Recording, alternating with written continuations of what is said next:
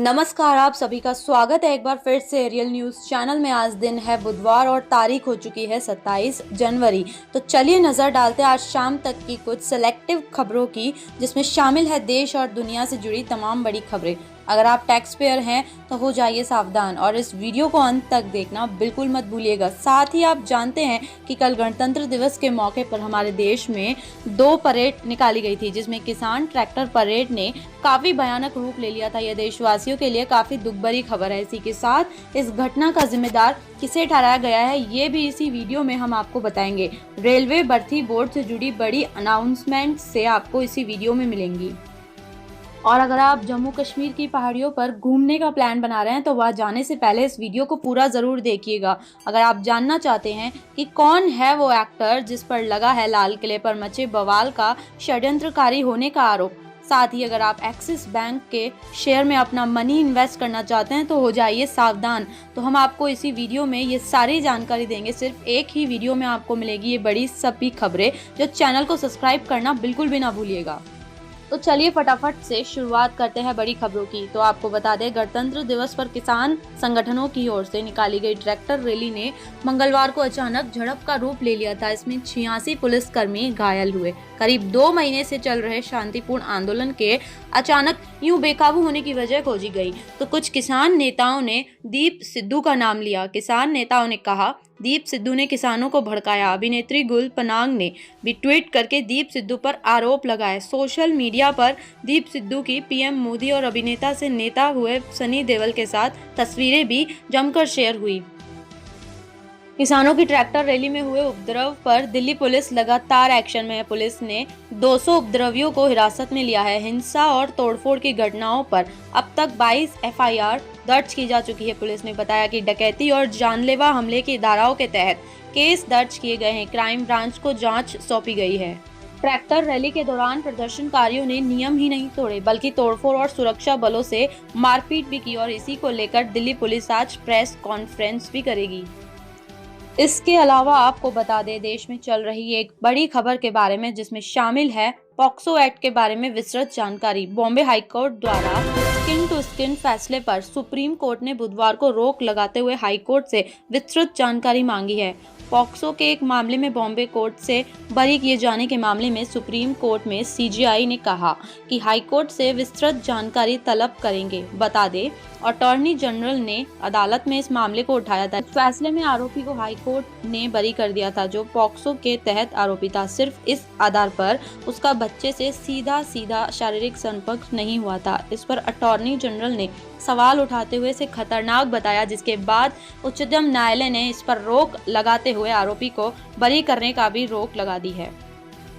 उत्तर प्रदेश से एक बड़ी खबर सामने आ रही है कि उत्तर प्रदेश के कानपुर में 3 पत्रकारों के खिलाफ एक न्यूज रिपोर्टिंग करने पर एफआईआर दर्ज कराई गई है। प्राथमिकी में तीनों पत्रकारों पर सार्वजनिक दुर्व्यवहार और आपराधिक धमकी देने का आरोप लगाया गया है। पत्रकारों ने पिछले हफ्ते उत्तर प्रदेश स्थापना दिवस पर आयोजित एक कार्यक्रम के बारे में खबर दिखाई थी कि कड़कड़ाती ठंड में भी आधे कपड़े पहनकर कई स्कूलों में छोटे छोटे बच्चों से कार्यक्रम कराए गए थे और कश्मीर जाने का प्लान बना रहे हैं तो हो जाइए सावधान। कश्मीर में इस साल सर्दियों ने 30 साल का रिकॉर्ड तोड़ दिया और बर्फबारी ने पिछले 10 सालों का। श्रीनगर में 26 जनवरी भी 4 से 5 फीट बर्फबारी और -2.4 डिग्री के बीच मनाई गई। दक्षिण कश्मीर से लेकर मध्य कश्मीर तक भारी बर्फबारी हुई है। ऐसी कड़कड़ाती ठंड कश्मीर के लोगों के डेली रूटीन पर भी असर डाल रही है। खान पान से लेकर पहनावा तक सब बदल गया है।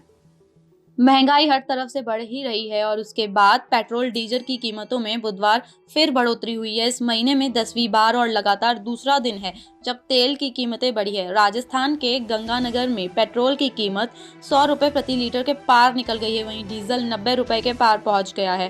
कोरोना काल में जारी लॉकडाउन के बीच सरकार ने 6 मई 2020 को पेट्रोल पर 10 रुपए प्रति लीटर और डीजल पर 13 रुपए प्रति लीटर एक्साइज ड्यूटी बढ़ाई थी।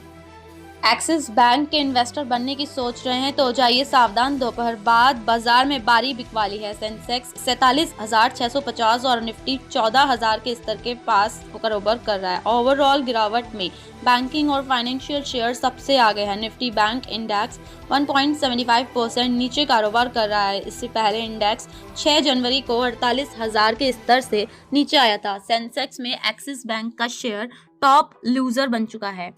बजट को लेकर लोगों के मन में काफी उम्मीदें हैं। अगर आप टैक्स पेयर हैं तो ये खबर आप ही के लिए है। 2021-22 के बजट में इनकम टैक्स में किसी बड़ी राहत की उम्मीद नहीं दिख रही है। हालांकि विशेषज्ञों का मानना है कि इनकम टैक्स एक्ट के सेक्शन 80C के विभिन्न प्रावधानों में कुछ राहत दे सकती है। ज्यादा राहत की गुंजाइश भी नहीं है। पिछले बजट में वित्त मंत्री निर्मला सीतारमण ने 24.23 लाख करोड़ रुपए ग्रॉस टैक्स रेवेन्यू का अनुमान रखा था। अंदेशा है कि यह लक्ष्य से 3 लाख करोड़ रुपए कम रह सकता है। चलिए अब बात करते हैं एशियाई देशों की अर्थव्यवस्था के बारे में। एशियाई देशों की अर्थव्यवस्था की बात करें तो बीते कुछ सालों में एशियाई देशों में तेज आर्थिक ग्रोथ रही है, लेकिन कोविड-19 महामारी ने इस देशों की अर्थव्यवस्था पर गहरा बुरा प्रभाव छोड़ा। यही कारण है कि 2020 में एशियाई देशों की अर्थव्यवस्थाओं का प्रदर्शन बेहद खराब रहा है। संयुक्त राष्ट्र ने विश्व आर्थिक स्थिति और संभावना 2021 रिपोर्ट में ये बात कही है। रिपोर्ट में चेतावनी दी गई है कि नौकरियों और आय को लेकर हुआ दशकों का विकास कोविड-19 के कारण खत्म हो सकता है। साथ ही दुनिया में गरीबी बढ़ सकती है। देश में गणतंत्र दिवस के मौके पर काफी खराब माहौल रहा। उसके बारे में ये खबर सुनकर आप सभी को बहुत ही दुख होगा। 26 जनवरी को हुई लाल किले पर किसान विरोध घटना से हर कोई हैरान है। अब किसान नेताओं ने हिंसा को लेकर एक्टर दीप सिद्धू को बहुत ही बड़ा जिम्मेदार ठहराया। दीप सिद्धू से जुड़ी एक फोटो वायरल हो रही है जिसमें सनी देओल और पीएम मोदी नजर आ रहे हैं। इसी तस्वीर पर सनी देओल ने एक पोस्ट के जरिए सफाई दी है। सनी ने यह पोस्ट मंगलवार की रात को ही पोस्ट किया, जिसमें वे लिखते हैं, आज लाल किले पर जो हुआ उसे देखकर मन बहुत ही दुखी हुआ है। मैं पहले भी 6 दिसंबर को ट्विटर के माध्यम से यह साफ कर चुका हूं कि मेरा या मेरे परिवार का दीप सिद्धू के साथ कोई संबंध नहीं है। जन्मदिन की बधाई देते हुए आपको बता दें, फरेब, गुलाम, फुटपाथ और 1920 जैसी फिल्मों के निर्देशक विक्रम भट्ट 52 साल के हो गए हैं। 52 साल के हुए विक्रम भट्ट बोले, OTT प्लेटफॉर्म पर फ्रीडम ज्यादा है, लेकिन इसका मतलब यह नहीं कि आप कुछ भी बना दें। एक्ट्रेस श्रद्धा कपूर के कजिन और दिग्गज अभिनेत्री पद्मिनी कोल्हापुरी के बेटे प्रियांक शर्मा शादी करने जा रहे हैं। रिपोर्ट्स के मुताबिक 4 फरवरी को वे प्रोड्यूसर करीम मोरानी की बेटी शज़ा मोरानी के साथ कोर्ट मैरिज करेंगे। उसके बाद में वो अपने दोस्तों और रिश्तेदारों के लिए पार्टी होस्ट कर सकते हैं। 72वें गणतंत्र दिवस के मौके पर most awaited mobile action game fearless and United guards फौजी लॉन्च हो गया है। अक्षय कुमार ने इसकी जानकारी देते हुए सोशल मीडिया पर लिखा है, दुश्मनों का सामना करो, अपने देश के लिए लड़ो, अपने झंडे की रक्षा करो। बॉलीवुड एक्टर बॉबी देओल आज पूरे 52 साल के हो चुके। एक्टर ने साल 1995 में आई फिल्म बरसात से बॉलीवुड इंडस्ट्री में कदम रखा था। बादल का किरदार निभाकर पहली ही फिल्म से बॉबी को देश भर में पहचाना जाने लगा। Film fair best debut award में मिला था। शुरुआती करियर में बेहतरीन फिल्मों में नजर आए एक्टर को कुछ ही समय बाद साइड रोल मिलने लगे। ऑस्कर की रेस में भारत की एक और सीरीज शामिल हो चुकी है। सुधा कुंगारा के डायरेक्शन में बनी सुरराई पोट्रू अब ऑस्कर की रेस में शामिल हो गई है। OTT पर 2020 में ही रिलीज होने वाली ये फिल्म तमिल फिल्म थी। हालांकि अभी एकेडमी अवार्ड के नॉमिनीज की लिस्ट नहीं बनी है, लेकिन सुरराई पोट्रू एकेडमी के स्क्रीनिंग रूम में आज से मौजूद है। तो ये थी बॉलीवुड की लेटेस्ट खबरें। तो चलिए बात करते हैं कुछ कैरियर संबंधी अनाउंसमेंट की। रेलवे भर्ती board RRB non technical popular category NTPC भर्ती परीक्षा के तीसरे चरण की Tier 1 कंप्यूटर आधारित परीक्षा के लिए एडमिट कार्ड आज यानी 27 जनवरी को जारी होगा। RRB NTPC थर्ड फेज की परीक्षा 31 जनवरी से 12 फरवरी 2021 तक आयोजित होने वाली है। केंद्रीय विद्यालय संगठन KVS ने 1 मार्च 2021 से अपनी टर्म एंड परीक्षा आयोजित करने की घोषणा की है। केंद्रीय विद्यालय संगठन ने अपनी आधिकारिक अधिसूचना में परीक्षा का पूरा शेड्यूल जारी कर दिया है। कक्षा 3 से 9वीं और 11वीं के लिए परीक्षा 1 से 20 मार्च के बीच आयोजित की जाएगी। परीक्षा ऑनलाइन और ऑफलाइन दोनों माध्यमों में आयोजित की जाएगी। ध्यान रखें कि ऑफलाइन परीक्षा केवल उन छात्रों के लिए आयोजित की जाएगी जिसके पास डिवाइसेस नहीं है या जो छात्र इंटरनेट कनेक्टिविटी से संबंधित परेशानियों का सामना कर रहे हैं। छत्तीसगढ़ राज्य लोक सेवा आयोग ने सूचित किया है कि राज्य सेवा मुख्य परीक्षा 2019 15 मार्च से 18 मार्च तक अंबिकापुर, बिलासपुर, दुर्ग, भिलाई, जगदलपुर और रायपुर जिलों में आयोजित की जाएगी। प्रत्येक दिन परीक्षा 2 शिफ्ट्स में आयोजित की जाएगी, सुबह 9 बजे से दोपहर 12 बजे तक और दोपहर 2 बजे से शाम 5 बजे तक। चलिए अब नजर डालते हैं कुछ विदेशी मुद्दों पर जो आपके लिए जानना काफी जरूरी है। राष्ट्रपति बनने के बाद जो बाइडेन ने अब तक 2 राष्ट्राध्यक्षों से फोन पर बात की है। पहला फोन उन्होंने कनाडा के प्रधानमंत्री जस्टिन ट्रूडो को किया। दूसरा फोन उन्होंने मंगलवार को रूस के राष्ट्रपति व्लादिमीर पुतिन को किया। CNN के मुताबिक पहली ही बातचीत में दोनों नेताओं के कुछ मुद्दों पर मतभेद सामने आए। बाइडेन ने पुतिन के सामने अमेरिका में साइबर अटैक और रूस के विपक्षी नेता नवैल्नी को जहर दिए जाने का जिक्र, तो बातचीत में कड़वाहट बहुत ही ज्यादा घुल गई। किसान आंदोलन सिर्फ भारत में ही नहीं बल्कि अमेरिका में भी देखा गया। अमेरिका में कुछ खालिस्तान समर्थकों ने मंगलवार को किसानों के समर्थन में भारतीय दूतावास के सामने प्रदर्शन और नारेबाजी की। इन लोगों के हाथ में बैनर और खालिस्तान के झंडे देखे गए। हालांकि इनकी संख्या बहुत ज्यादा नहीं थी। प्रदर्शनकारियों ने किसानों की मांगों का समर्थन किया और कहा कि भारत सरकार को नए कृषि कानून वापस लेने चाहिए। प्रख्यात अर्थशास्त्री जैनेट येलेन ने मंगलवार को अमेरिका की वित्त मंत्री के रूप में कार्यभार संभाला। इस तरह येलेन अमेरिका के इतिहास में पहली महिला वित्त मंत्री बन गई हैं। येलेन को उप राष्ट्रपति कमला हैरिस ने पद की शपथ दिलाई। चीन, सिंगापुर, ऑस्ट्रेलिया समेत कई अन्य देशों में भारतीय प्रवासियों ने मंगलवार को 72वें गणतंत्र दिवस का जश्न मनाया।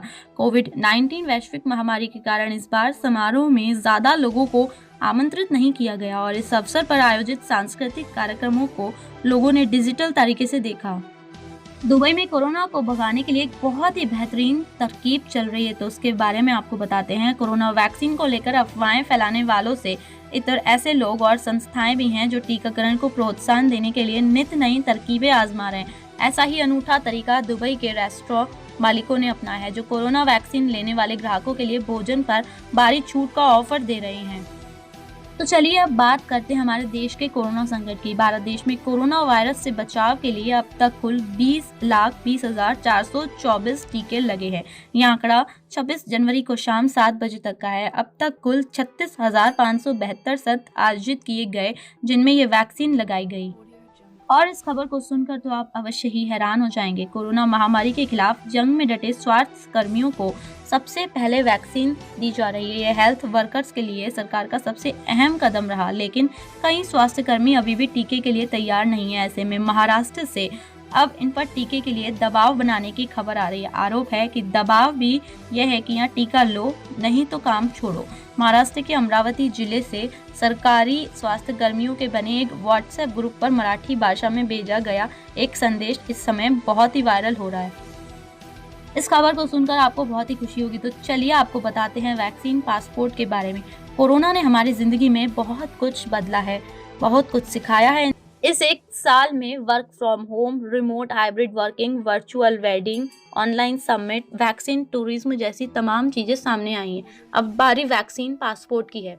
दरअसल कोरोना आने के बाद से कई देशों में इंटरनेशनल ट्रैवलर के आने के बाद पाबंदी है। इसी के चलते WHO, वर्ल्ड हेल्थ ऑर्गेनाइजेशन और WEF, वर्ल्ड इकोनॉमिक फोरम जैसे संगठन वैक्सीन पासपोर्ट बनाने पर काम कर रही है। एक यूनिवर्सल पासपोर्ट होगा।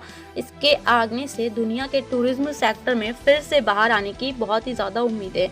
इसलिए अब United Nations World Tourism Organisation ने दुनिया भर के देशों से वैक्सीन पासपोर्ट को लागू करने की मांग की है। यह थी आज शाम तक की सभी बड़ी खबरें। ऐसी और बड़ी खबरों को जानने के लिए इस चैनल को सब्सक्राइब करना बिल्कुल ना भूलिएगा और वीडियो को शेयर करना भी बिल्कुल मत भूलिएगा।